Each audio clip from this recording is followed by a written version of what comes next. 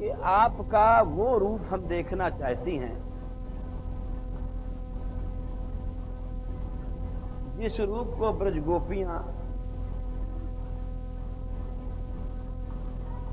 पाती हैं, देखती हैं। भगवान ने कहा अच्छी बात है। उन्होंने अपना दिव्य धाम गोलोक दिखाया, जिस धाम का नाश महाप्रलय में भी नहीं होता है। ये भौम वृंदावन है, पृथ्वी पर जो वृंदावन है, और वो गोलोक में भी वृंदावन है जिसका कभी महाप्रलय भी वहां पहुंच नहीं सकती है। ये और वो अलग नहीं है, एक विचित्र बात है। उस वृंदावन, इसलिए वृंदावन को नित्य धाम कहा गया। भक्त लोग वहीं जाते हैं जो भगवान की उपासना करते हैं रसमयी, वो उस धाम में प्रवेश करते हैं। वो धाम माया से परे है, और वहां गोलोक में उनको दर्शन जब हुआ तो गोपियां श्री कृष्ण को, राधा माधव को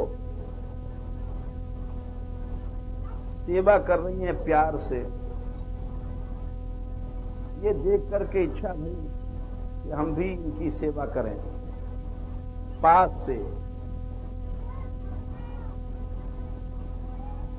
उन्होंने तप किया और वरदान मांगा कि हम भी आपके पास रस मार्ग से आना चाहती हैं।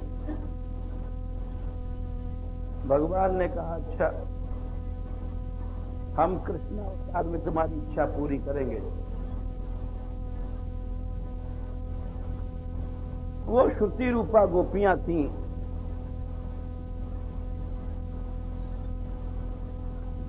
और एक मुनि रूपा गोपियां थीं जो बहुत साल तक, युगों तक, कल्प कल्प तक तप किया और श्री कृष्ण की प्राप्ति किया। ये मुनि रूपा गोपियां हैं।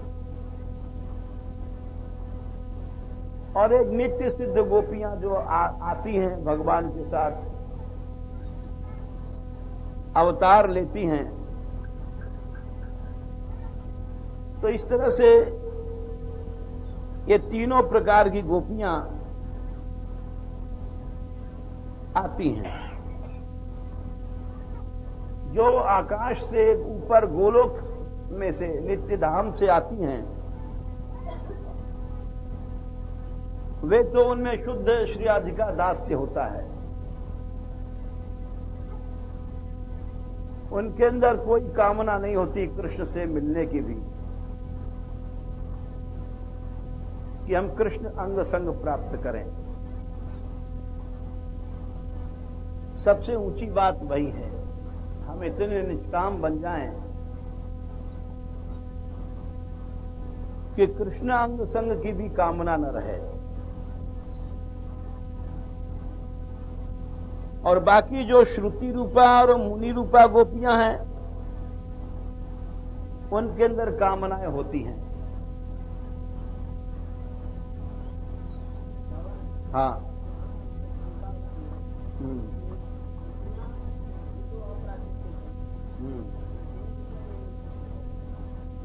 अप्राकृत होने से कोई काम नहीं है। वो तो भगवान का रूप ऐसा है, आत्मा रामा च मुनियो निर्ग्रंथा अप्युरुक्रमे कुर्वन चैतुकी भक्ति मिथ्यम भूत गुणो हरि। आत्मा राम हो जाओ, निर्ग्रंथी सब अविद्या की गांठ कट जाए, परंतु फिर भी भगवान में इत्थम भूत गुणो हरि ऐसा गुण है कि वो चित्त को लुभा लेता है, मोहित करता है, इस तरह से श्रुतियों की क्या चलाई, जो श्रुतियां तो फिर भी भगवान की ज्ञान शक्ति हैं। जब लक्ष्मी आदि महाशक्तियां, सरस्वती आदि, ऐसी कोई है ही नहीं है जो श्री कृष्ण रूप को देख करके मोहित न हो। गोपियों ने कहा था, जब श्याम सुंदर ने कहा, हे गोपियों, रात का समय है, तुम लौट जाओ, अपने अपने पतियों को छोड़ के आई हो, अपने अपने परिवार को, माता पिता को छोड़ के आए हो, लौट जाओ। तो गोपियों ने कहा था, काश्चंगते कल्पदायत मूर्छितेन सम्मोहितार्य चरितान्न चले त्रिलोक्याम।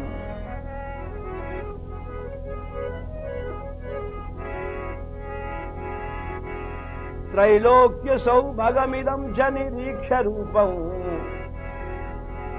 यद गो द्विजद्रुम मृगा पुलकान्य बिभ्रन्। गोपियां पूछती हैं, कृष्ण, हम तुमसे एक बात पूछती हैं कि इन अनंत ब्रह्मांडों में त्रिलोकी के बाहर कहीं भी ऐसी क्या कोई स्त्री है जो तुम्हारे स्वरूप को देख करके अपने धर्म को न छोड़ दे, तुम्हारी वंशी को सुन करके अपने आप को न भूल जाए। जब अपने आप को कोई भूल जाएगा फिर बाकी चीजें तो खुद भूल जाती हैं। धर्म वर्म कहां है? का स्त्री पूछती है, कौन सी ऐसी वो महाशक्ति है? का स्त्री कल्पदायत मूर्छितेन, जो तुम्हारे सुंदर गान को सुन करके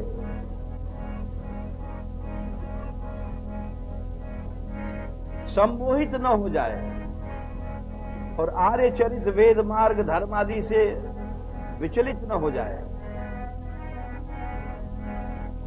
तुम्हारा ये रूप त्रैलोक्य सौभगमिदं च निरीक्ष रूपम, समस्त त्रिलोकी की सुंदरता सिमट करके एक जगह तुम्हारे में आ गई है। इस तुम्हारे रूप को देख करके इस दिव्य वृंदावन में जो चिन्मय सब वस्तु है, यहां भी गोपियों की क्या चलाई, यद गो द्विजत द्रुम मृगा। कृष्ण पास से निकलते हैं तो उनको देख करके गायों को रोमांच होने लग जाता है, आंसू बहने लग जाता है।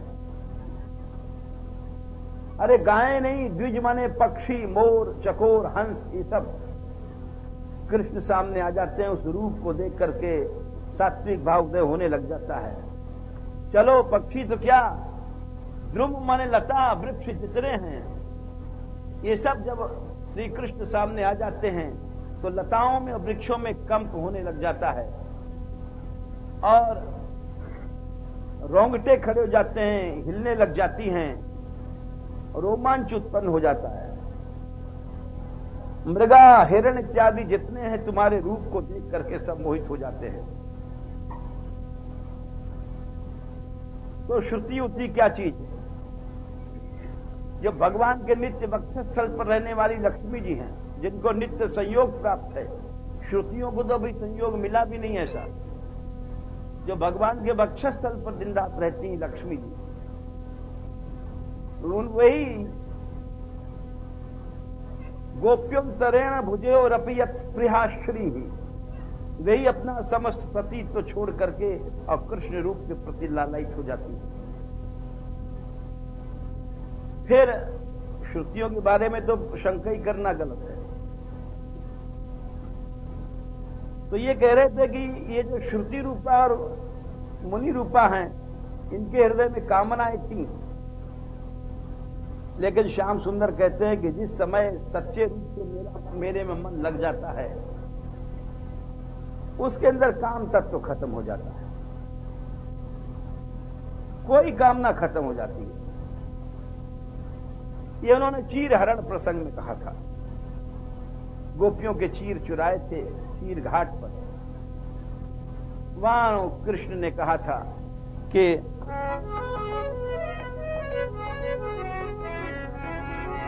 क्षीरहरण बड़ी दिव्य लीला है, पवित्र लीला है, लोग इसको कह नहीं पाते, समझ नहीं पाते।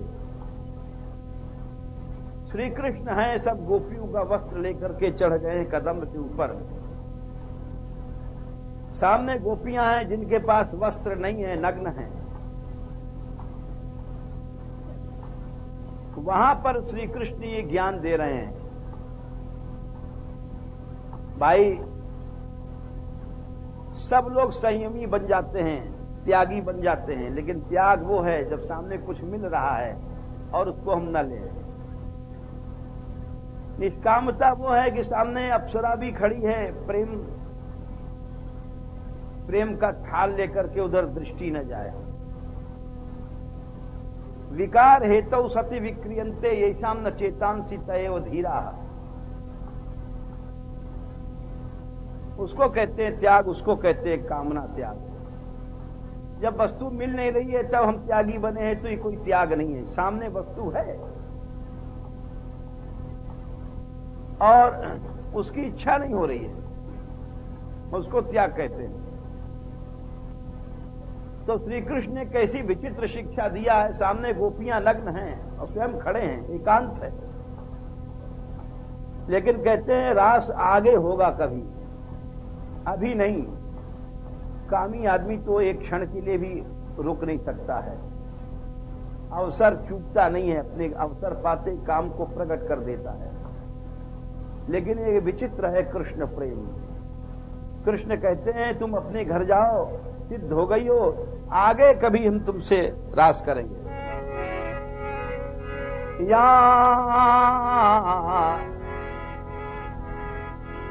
तबला मृदम सिद्धम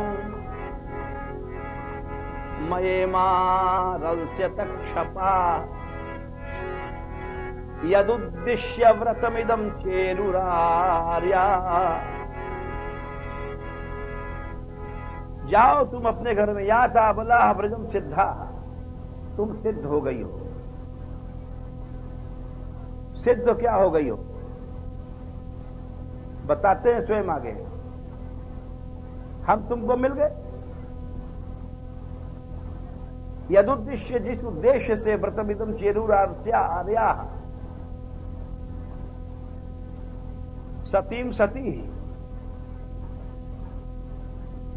जिस उद्देश्य से तुमने कात्यायनी का पूजन किया था, मयेमा, मैं आगे तुम्हें मिलूंगा।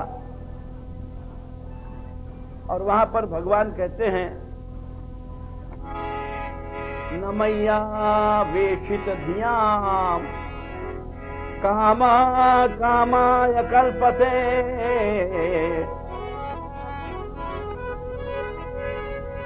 भर्जिता क्वथिधरता क्वथिता धाना प्रायो बीजाय नेष्यते।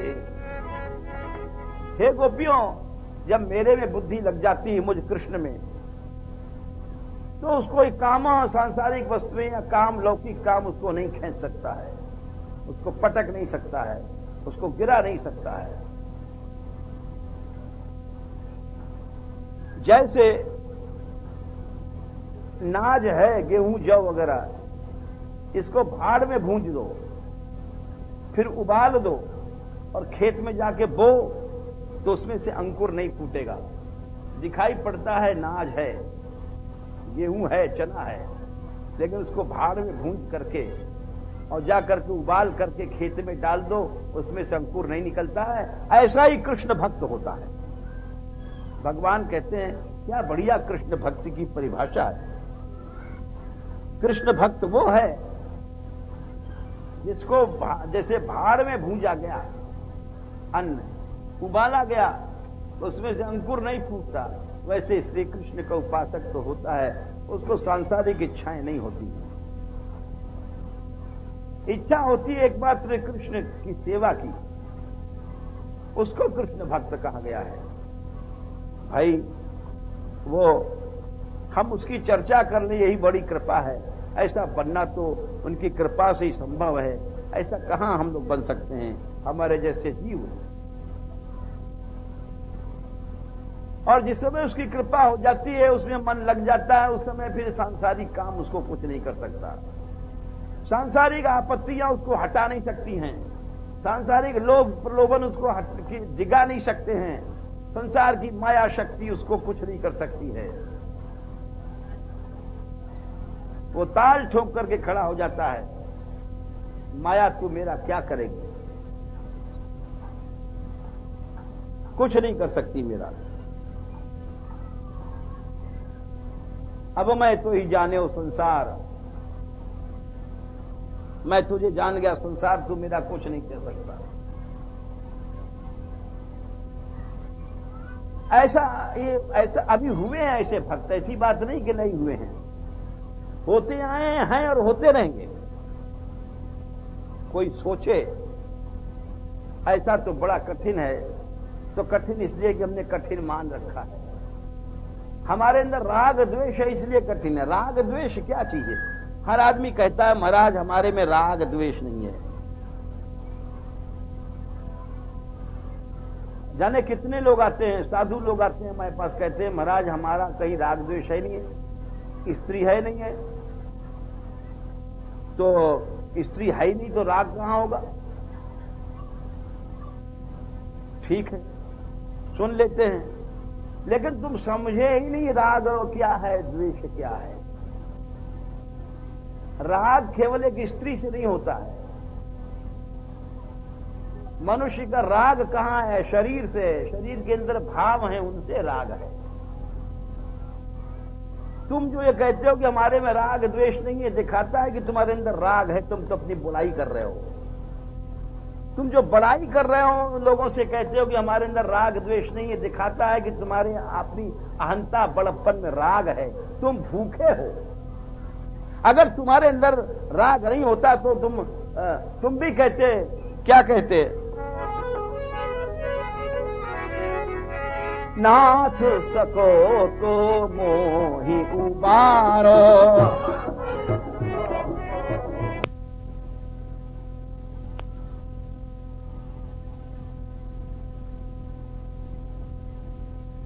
महापुरुष कह रहे हैं कि अरे कृष्ण तेरे में सामर्थ्य है तो मेरा उद्धार कर।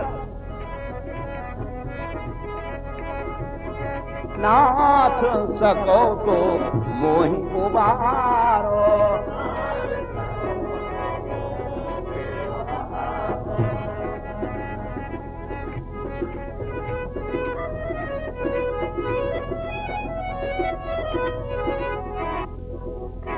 क्यों? अरे भगवान को चुनौती दे रहा है। ये कैसी विचित्र बात है। सको तो अगर तुम्हारे में शक्ति है, बोले सुनिए मैं कौन हूं। हम लोग तो कहते हैं हम बड़े त्यागी हैं, हम बड़े विरक्त हैं, राग नहीं है द्वेष नहीं है, लेकिन महापुरुष कहते हैं महाराज सुनो मैं कौन हूं। पतितन में विख्यात पतित हूं,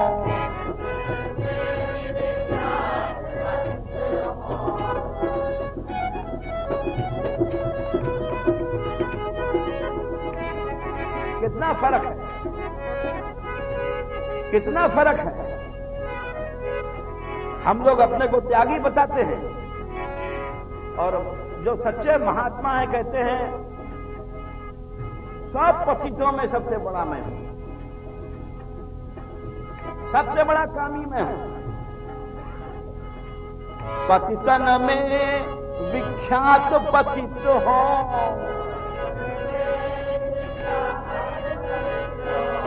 पावन नाम तिहारो।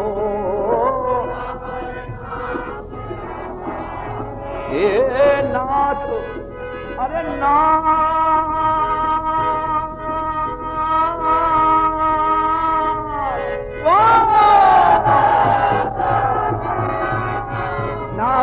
सको तो मोहि उबारो।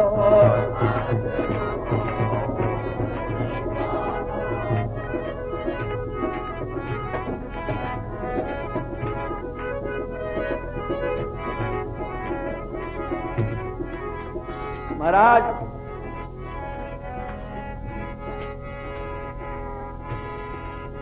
बड़े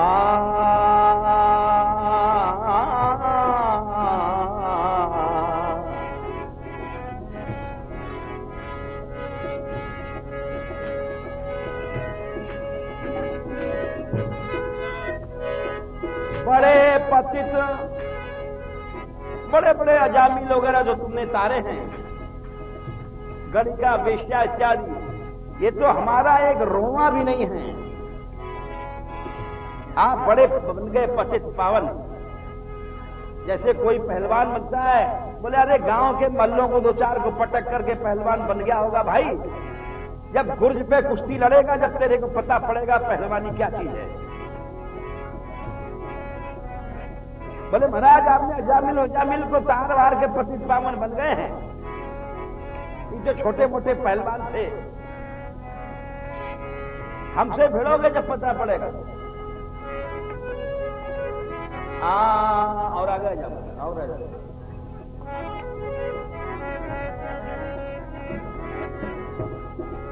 बड़े पतित पासंग हूं नाही,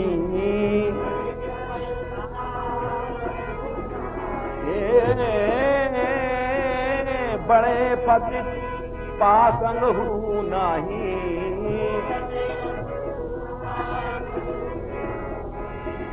ये हमारा पासंग भी नहीं है।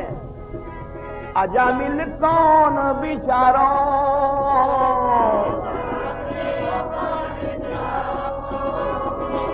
अजामिल कौन बिचारो,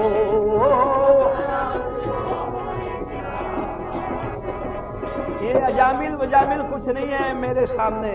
हमसे भिड़ो, आपको पता पड़ेगा। नाथ सको तो मोहि मारो,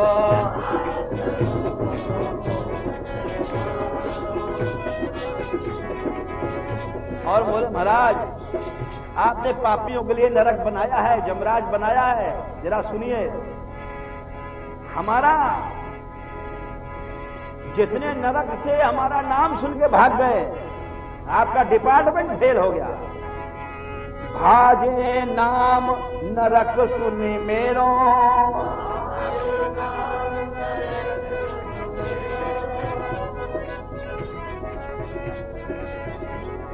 भाजे नाम नरक सुनी मेरो,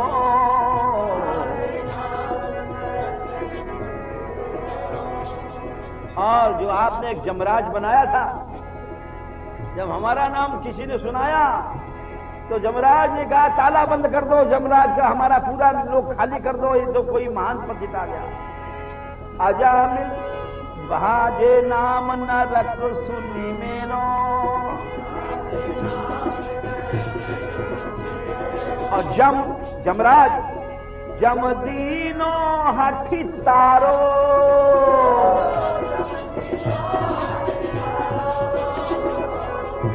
जमराज के यहां ताला लग गया, हमारा नाम सुनते मान। आप क्या भिड़ोगे हमसे। जम दीनो हठ तारो,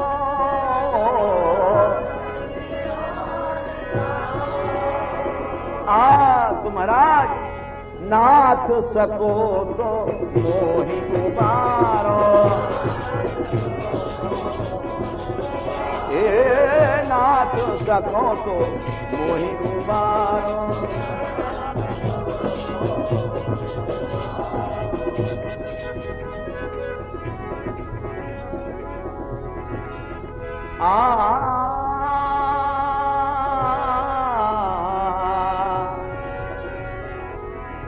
महाराज छोटे मोटे पतित तार लिए आपने। जैसे गांव में किसी दो चार कुश्ती मार के कोई पहलवान बने, जब पता पड़े जब गुर्ज पे कुश्ती लड़ेगा, वैसे महाराज क्षुद्र पतित तुम तारे रमापति। अरे छोटे मोटे टटपूजिया पतितन को तार के तुम पतित पावन बने बैठे हो, अभी हमारे जैसे से नहीं भिड़े हो। क्षुद्र पतित तुम तारे रमापति, अब न करिय जियकारो। गारो माने घमंड मत करो पतित पावन बनने का। अभी मैं बैठा हूं, अब न करिया जिया गारो,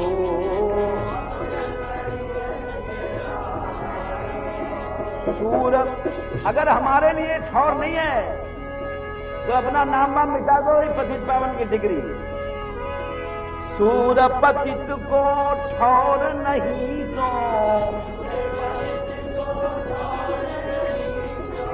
सूर पतित को ठौर नहीं तो,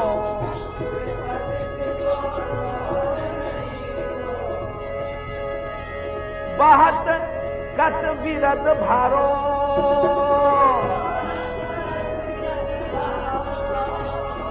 बहुत कत विरत भारो,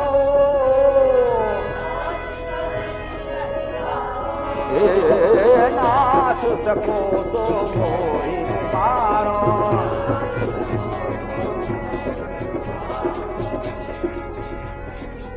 ये एक उदाहरण दिया कि ऐसे महात्मा कह सकते हैं कि हमारे में राग नहीं, द्वेष नहीं है। और जो आदमी कहता है मेरे में राग नहीं, द्वेष नहीं, अरे तू अपनी बड़ाई तो खुद कर रहा है। तेरे में तो राग कूट कूट करके भरा पड़ा है। अगर राग द्वेष नहीं होता, अपने बड़प्पन से प्रेम नहीं होता, तो भी तू भी कैसे महात्माओं की तरह करता कि महाराज हमारे नाम से नरक में ताला लग जाता है। इसको कहते हैं। तो बात यह है कि मनुष्य राग द्वेष से घिरा हुआ है और समझता नहीं है अपनी हालत को कि हम किस पानी में हैं। काम क्रोध के कीड़े हैं। जैसे एक कीड़ा होता है, एक श्लोक आता है बड़ा सुंदर है। भगवान कहते हैं कि हमारे जो पुरखों ने राजा आयल थे, उन्होंने उर्वशी को भोगा और भोगते भोगते वैराग हो जाता है, मन हट जाता है, क्योंकि है तो खाल, मरी भई खाल कूटते रहो। कि जितने भोगने वाले हैं सबसे पूछो बुढ़ापे में क्या हालत होता है, सारहीन हो जाते हैं। और अनेक जन्मों के लिए भोगों का संस्कार हृदय में लेकर चले जाते हैं। चाहे जिस जोनी में जाएंगे, कुत्ते बन जाएंगे तो वहां कुतिया के पीछे घूमते रहेंगे, गधे बन जाएंगे तो गधैया के पीछे। यही संस्कार लेकर मनुष्य मरता है।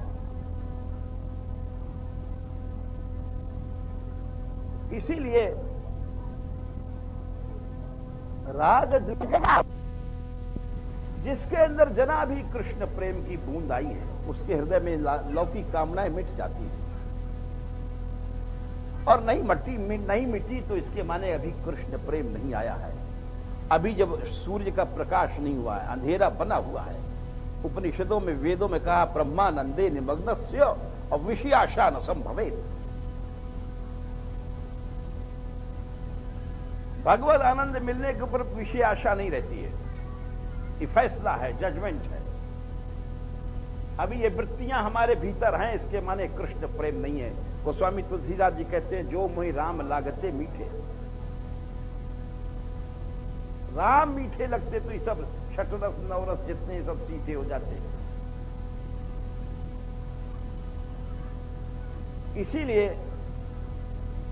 ये तीन प्रकार की जो गोपियां हमने बताई, श्रुति रूपा, मुनि रूपा, पार्षद रूपा, परिकर रूपा कह लो,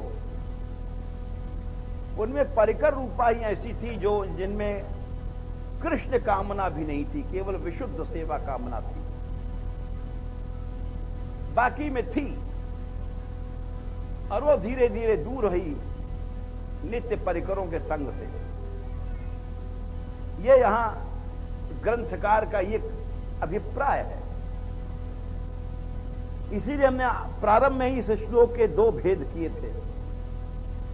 काम्य पद क्या है? एक काम्य पद श्री कृष्ण हमारे कांत बने तो साधारण भाव है, और कृष्ण का भी जो काम्य पद है वो अलग है। वो तो विशुद्ध श्री राधिका दास्य है, जहां श्री राधिका रानी की सहचरियां कृष्ण संग को भी कुछ नहीं समझती हैं। कृष्ण की जादूगरी भी जहां नहीं चलती है, कृष्ण के रूप का चमत्कार भी जहां कोई प्रभाव नहीं दिखाता है, वो है श्री राधिका का दास्य।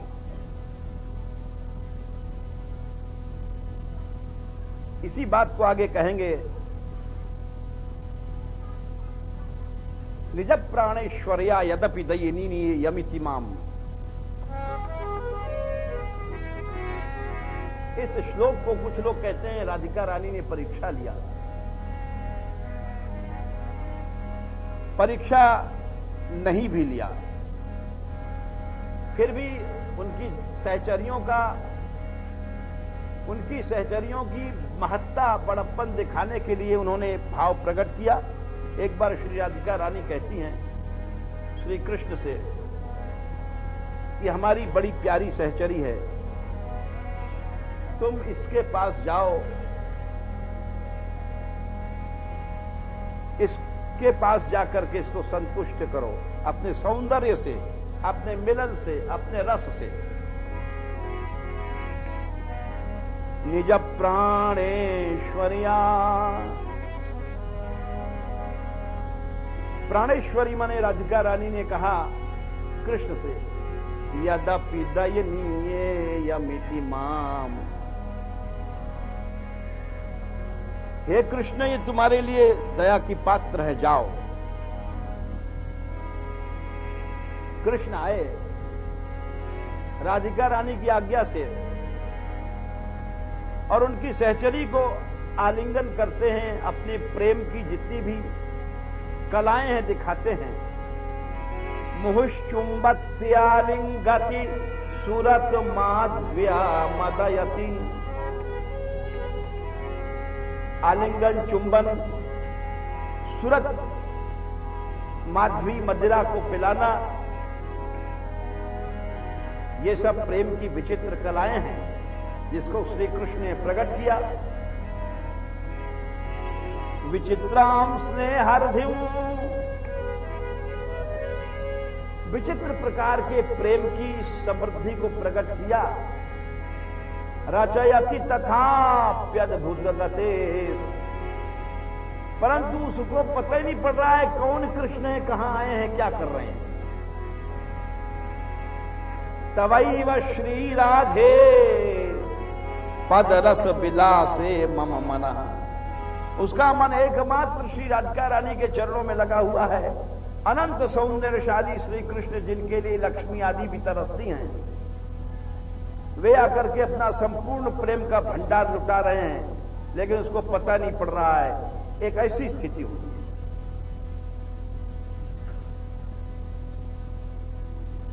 वो तो परिकर रूपा में है, लेकिन कह रहे हैं नीचे जो श्रुति रूपा, मुनि रूपा में है, उसमें शनै शनै आती है। इसीलिए इसको उदारता कहा गया। यहां उदार गोपियां क्यों कहा गया? उदार तो सभी गोपियां हैं। क्यों उदार उसको कहते हैं? उदार शब्द बना कैसे है?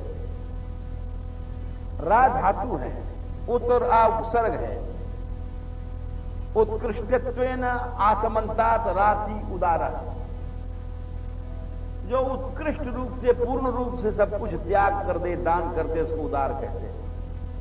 भक्त उदार होता है, भगवान के लिए सब छोड़ देता है।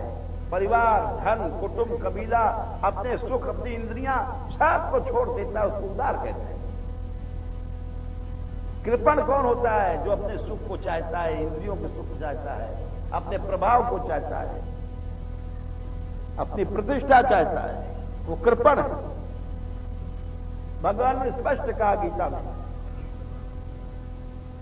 कि देखो, दूरेण ह्यवरम कर्म बुद्धि योगा धनंजय बुद्धौ शरणमन्विच्छ कृपणा फल हेतवा।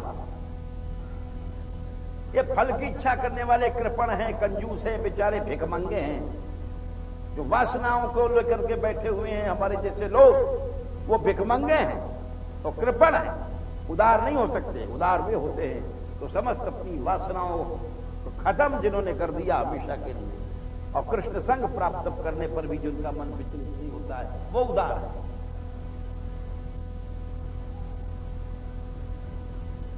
और ऐसा है, ये कठिन नहीं है, कठिन तो हमने मान लिया है। क्यों?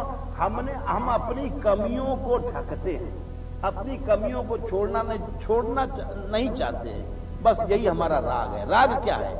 हमारी जो कमी है हम उसको ढकते हैं, बनाए रखना चाहते हैं, ये राग है। हर आदमी अपने तारीफ करता है, अपने पापों को छिपाता है, ये राग है।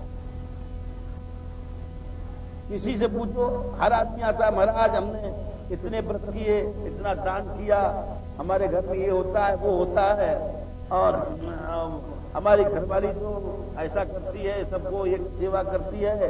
अरे ये सब तुम कह गए, लेकिन सवाल है कि तुमने कभी कुछ कहा कि तुम्हारे में कोई कमियां भी हैं?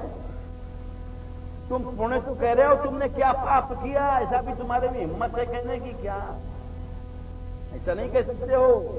सोचोगे नाक कट जाएगी। तुम्हारा राग है अपनी नाक में। तुम राग द्वेष कहते हो हमने छोड़ दिया, छोड़ नहीं सकते हो। वो छोड़ने वाले अलग हो। राग द्वेष कैसे छूट जाएगा? राग द्वेष तो छूट जाए तो फिर क्या बात है? अपनी अहंता से राग है, अपने मान सम्मान से राग है, अपमान से द्वेष है। तुम्हारी बेइज्जती हो जाए तो तुम उससे द्वेष करोगे। मुंह टेढ़ा हो जाएगा, तुमको कोई गाली देता है। किसी ने कहा महाराज जी आप तो भगवान है, खुश हो गए महाराज जी। किसी ने कहा मोढ़ा, तो मोढ़ा का दिमाग मुंह सूख गया। क्यों? मोढ़ा शब्द से द्वेष है, अपमान से द्वेष है, और सम्मान से प्यार है, सम्मान से राग है, अपमान से द्वेष है। राग द्वेष किसने छोड़ा है बताओ? सब आदमी अपनी मान सम्मान चाहते हैं। ये मान से राग है और अपमान से सब घबराते हैं। अपमान किसने छोड़ा है? अपमान से द्वेष है, दुख से द्वेष है, बदनामी से द्वेष है। इसलिए राग द्वेष कोई नहीं छोड़ता है। और छोड़ा है लोगों ने, ऐसा नहीं कि नहीं छोड़ा है। अरे ऐसे ऐसे भक्त हुए हैं जो हिंदू नहीं, मुसलमान की लड़की सबसे पति। हम आपको उदाहरण देते हैं, जिन्होंने पंढरीनाथ भगवान के दर्शन किए होंगे, पंढरपुर, जैसे यहां भगवान ने बहुत लीला की श्रीनाथ जी ने नाथ द्वारे में, वैसे पंढरीनाथ भगवान दक्षिण में, दूर दक्षिण नहीं, महाराष्ट्र से, वहां बहुत लीला करी उन्होंने। बड़े बड़े भक्त हुए, नामदेव, ज्ञानदेव सब वहीं हुए हैं। वहां पंढरीनाथ में मंगल बेढ़म नाम के गांव में एक वेश्या थी।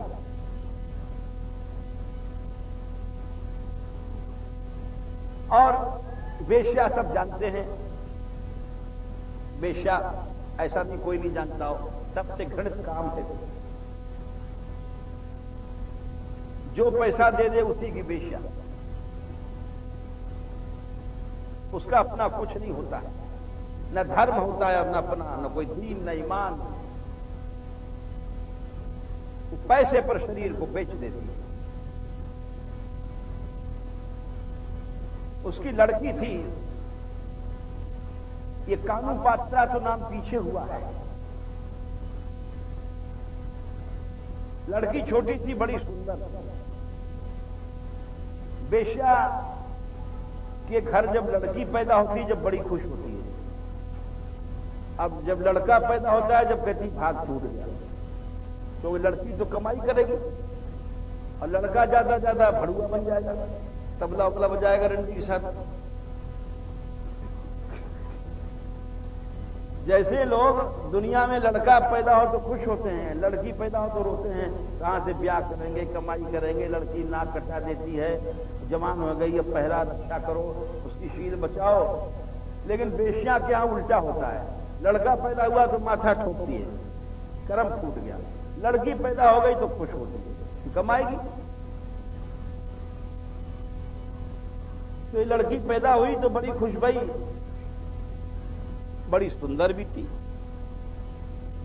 रोज मां देख देख के खुश होगी, कैसी सुंदर चंद्रमा की तरह लड़की है। हाँ, जब थोड़ा और बड़ी हो जाए तो सभा में नाचेगी तो क्या है, हजारों मर जाएंगे देखने वाले।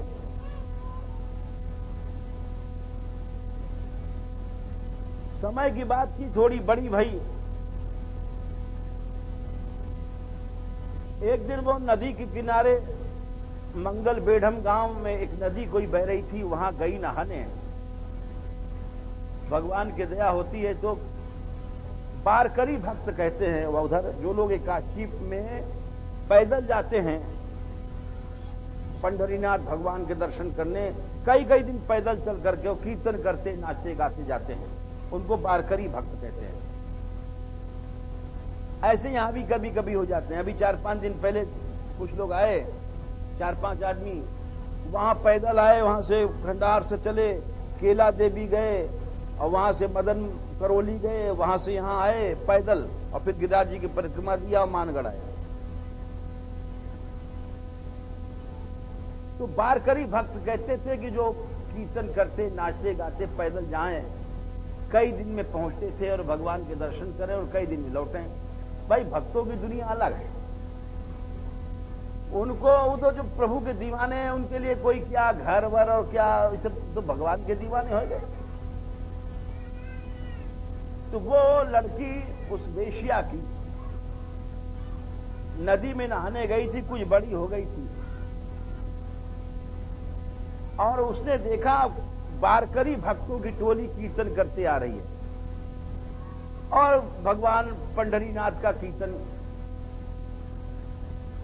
वहां भगवान को पंढरीनाथ कहते हैं या पांडुरंग भगवान कहते हैं और उछलते कूदते आ रहे हैं। पांडुरंग भगवान श्री कृष्ण ही हैं और बड़े प्रेम से नाचते गाते आ रहे हैं।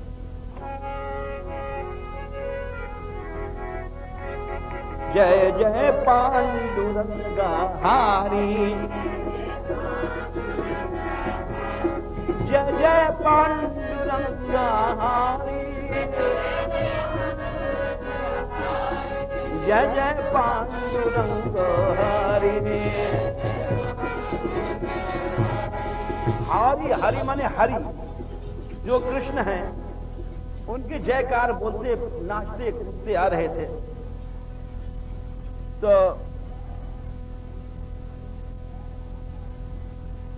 वो लड़की बेश्या की, देखो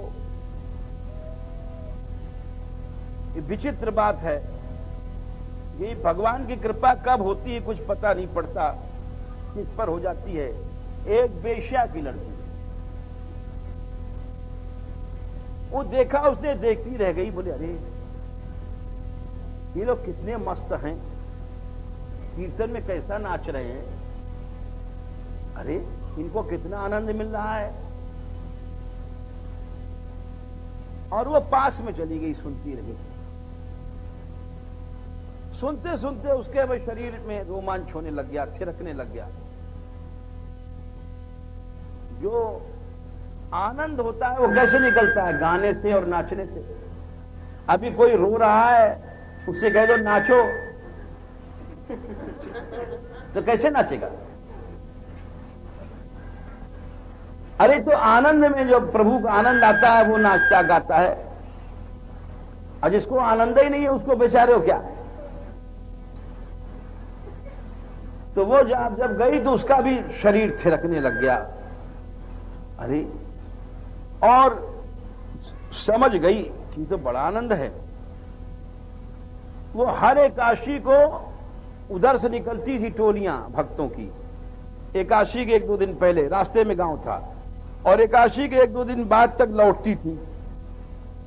तो गया 3-4 दिन गांव से कई टोलियां कीर्तन करती जाती थी, निकलती थी। अब उसको आनंद मिल गया। वो बराबर 3-4 दिन उसी तालाब पे बहाने से, कोई कपड़ा धोने के बहाना या कोई नहाने का बहाना, वो देखा करे जब आ रहे हैं भक्त लोग कीर्तन करते, हाथ उठा के नाचते नाचते आ रहे हैं, तो उसके मन में आनंद, वो भी नाचने लग जाती थी और कहती कुछ नहीं थी। क्योंकि भैया दुनिया में भगवान से प्रेम करना भी बड़ा खतरे का काम है। सारी दुनिया बैर करने लग जाती है, सही समझ लो। ये किसी ने कहा ना कि राम नाम की लूट है, लूटी जाए सो लूट, और अंत काल पछताएगा जब प्राण जाएंगे छूट। तो किसी ने कहा राम नाम की लूट है, अरे कैसे लेगा लूट, जूता इसे पड़ेंगे तेरी टांट जाएगी छूट। भैया वही बात है कि राण रणापो जब काटे, जब रड़ुआ काटन दे। तो वो कीर्तन भी भजन भी कोई तबई कर सके जो ये रणुआ लोग जो ये चैन नहीं लेते हैं। खुद तो कीर्तन करेंगे नहीं, लेकिन वो करने वालों के काने खाए जाए, कई के काने ही फोड़ रहे हैं सारे। बड़ी बड़ी बात सुनाई पड़ती है, आपको क्या बताए। तो अब उनके तो हृदय में प्रेम है नहीं भगवान के प्रति, तो चोरी से वो बराबर 4-5 दिन सरोवर बैठी बैठी और आनंद लेती, और धीरे धीरे उनकी टोल में मिलकर नाच भी लेती थी, लेकिन जानती थी कोई देख न ले। अब उसको आनंद आया कि बात है, जब आनंद आ जाता है प्रेम का तो इसे भोग भाग बुरा लगता है। अम्मा तो चाहती थी कि ये बड़ी हो गई, अब नाच वाच सीखे, जरा सभा में ना मटके चटके। तो उसने एक दिन लड़की से कहा कि तू क्यों नहीं ये सब सीखती जल्दी से। तो बोली कि उसने साफ कह दिया कि मुझे ये सब अच्छा नहीं लगता है। अरे बिगड़ गई, ये अच्छा नहीं लगता तो खाएगी क्या, भूखे मरेगी। लेकिन जिसके हृदय में प्रेम आ जाता है, फिर तो वो बात है ना कि वो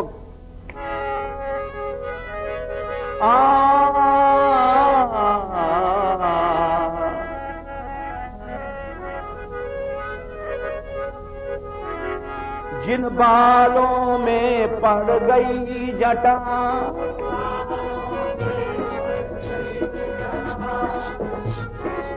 हम ही बोलेंगे, शायद समय कम है। जिन बालों में पड़ गई जटा, कंघी काढ़े से सरकती नहीं। हिमगिर से निकल पड़ी नदिया, वो फिर पर्वत पे चढ़ती नहीं। पंखुड़ियां नीचे जा बिखरी, वो कली कभी भी खिलती नहीं। जब प्राण हुए मनमोहन के, फिर कहीं किसी की चलती नहीं, फिर कहीं किसी की।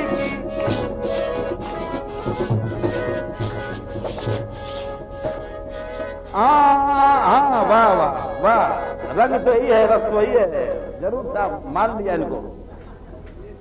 तो वो कभी भी वो जिस पर रंग चढ़ गया उस पर दुनिया का असर नहीं होता। तो उसने कह दिया अपनी मां से कि मैं तो मां तेरा पेशा नहीं करूंगी। नाचा कूदी दुनिया वालों के सामने। बोले फिर क्या करेगी? उसने कह दिया मैं तो पांडुरंग भगवान के पास जाऊंगी नाचूंगी। अरे बोले ये तो बिगड़ गई लड़की, ये तो बिगड़ गई। अब पता लगाया कि कहा नहाने होने बहुत देर तक बैठती, क्यों बैठती है? तो भेजा क्या करती, तो लोगों ने बताया कि वहां ये कीर्तन वाले निकलते हैं मुड़िए, और उनके साथ वो तो कूदती मटकती है। बोले अरे बिगड़ गई। उसको डांटा कि तेरी उम्र है, अभी कमा लेगी कमा लेगी। अरे बुढ़ापे में कोई थूकता नहीं, जवानी में तो 1000 पूछने वाले हैं। बुढ़ापे में तो कोई थूकता भी नहीं है कि चलो बुढ़िया पे थूक जाओ, लेकिन उसे साफ मना कर दिया। सुंदर इतनी थी कि बेदर बादशाह हुआ उधर नामी, बड़ा भोगी। उसने जाने कितने हिंदू लड़कियों को नहीं छोड़ा, कामी भोगी। उसने किसी ने कहा कि उस जो वेश्या है उसकी लड़की तो हुजूर हूर है, अप्सरा है, बोले उसको बुलाओ यहां। राजा के सिपाही गए, वेश्या से कहा तुम अपनी लड़की को भेजो वहां बादशाह के आज रात महल में। तो उसने लड़की ने सुना, मां बोली तेरा भाग खुल गया, बादशाह बुला रहा है। बड़ी खुश भई, औलाद तेरा श्रृंगार मैं कर दूं, तू जाना आज वहां बादशाह के पास। वो समझ गई कि अब हमारा मरने का टाइम आ गया। अरे बादशाह, कोई बादशाह एक कामी कुत्ता है, ये क्यों बुला रहा है, सब समझती। छोटी तो इतनी बड़ी हो गई थी, हर आदमी की नजर बता देती है कि किसकी नजर कैसी है, क्या मामला है। वो उसने अपने मां से झूठ बोल दिया, अच्छा मैं चली जाऊंगी, जाऊं स्नान कर आऊं। मां ने सोचा ठीक है नहा लेने दो, अब तो कह रही चली जाएगी, और मामला कुछ और था। वो नहाने गई, उधर से बारकरी भक्तों की टोली जा रही थी कीर्तन करते हुए। उनसे कुछ नहीं कहा, उनके पीछे पीछे चल पड़ी। और चलती चलती चलती अब मां तो सोच रही है शाम हो गई, अब आ रही है, लोगों को ढूंढने भेजा, जाने कहां है, कुछ नहीं पता पड़ा। किसी ने कहा बैठी तो थी यहां सरोवर में, बोले डूब तो नहीं गई। अब वो क्या पता, वो तो दूसरे रंग में डूब गई। और होते होते वो पहुंच गई वहां पंढरीनाथ भगवान के यहां, और उन्हीं लोगों के साथ नाचते गाते झूमते, बड़ा आनंद था उसको। और वहां जाकर के उसने दर्शन किया। लेकिन जब तक बादशाह के सिपाही चारों ओर निकल पड़े थे कि कहां है लड़की, ढूंढ के लाओ, पाताल में हो तो वहां से खोद के निकालो, सारा सरोवर ढूंढ डाला, लड़की वहां मरी नहीं थी। सारा सरोवर जाल डाल दिया गया।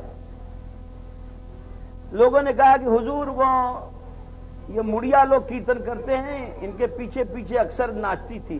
बोले जाओ वहां जाओ पंढरीनाथ में। सिपाही लोग चले वहां, बहुत से पंढरपुर पहुंचे। उस समय मंदिर के बाहर बैठी कीर्तन कर रही थी, जा करके पकड़ लिया।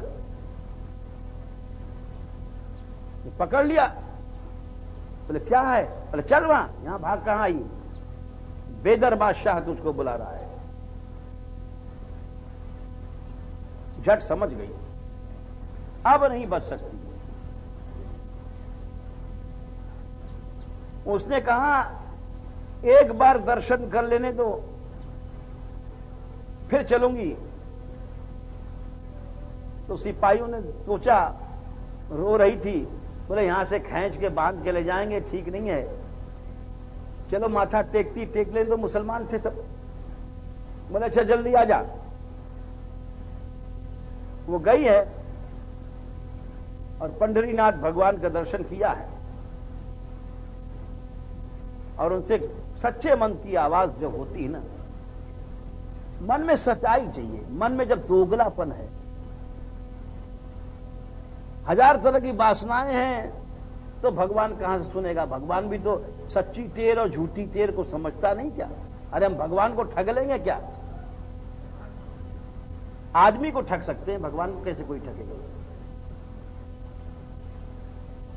वो जा करके रो करके पंढरीनाथ भगवान से बोलने लग गई, मैंने तेरे से प्यार किया है, और मैंने तेरे से प्यार किया, और तू मुझे बेदर बादशाह के यहां भेज रहा है। क्या तू मेरा ऐसा ही प्रेमी है? अगर तू सच्चा प्रेमी है तो मेरी लाज बचा ले।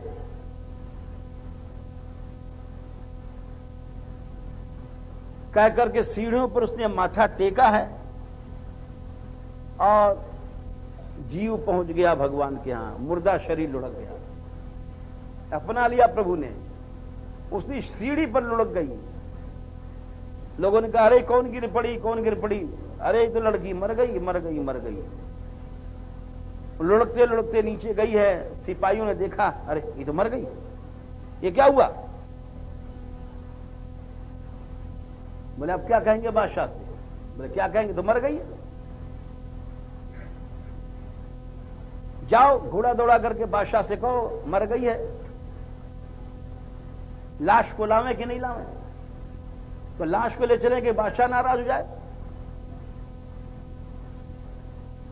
लोगों ने जाकर कहा कि हुजूर, कानू पात्रा उसका नाम था, पीछे रखा गया, कानू मने कन्हैया की पात्र बन गई। हुजूर वो तो मर गई लड़की, लाश लाए। अरे लाश क्या लाते हो, हटो।